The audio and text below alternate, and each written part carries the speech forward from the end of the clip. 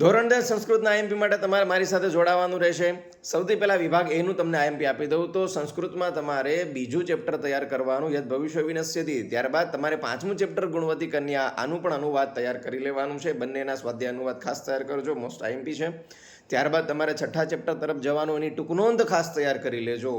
એનાથી આગળ વધીએ તો નવમું ચેપ્ટર એટલે કે ચક્ષુષ્માન અંધેવ, આની ટૂંકનોંધ છે એ તૈયાર કરવી જોઈએ, પણ એને વિકલ્પમાં કાઢી શકાય. એ થોડુંક ટફ પડે તમને લખવામાં દોસ્તો.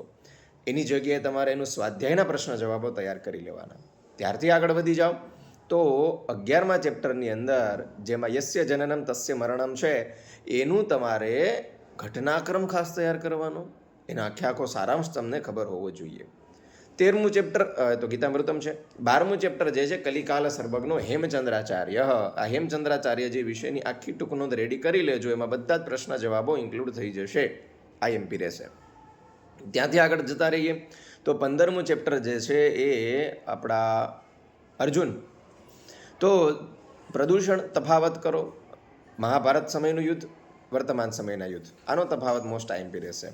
એના પછી તમારે જવાનું 17મા ચેપ્ટર એટલે કે સ્વાભાવિકમ સાદૃશ્યમ, એની અંદર તમારે સ્વાભાવિક સમાનતા વિશેની ટૂંકનોંધ તૈયાર કરવાની, અને ત્યારબાદ એના વિશે તમારે થોડાક ઘટનાક્રમમાં પણ નજર કરી લેવાનો રહેશે.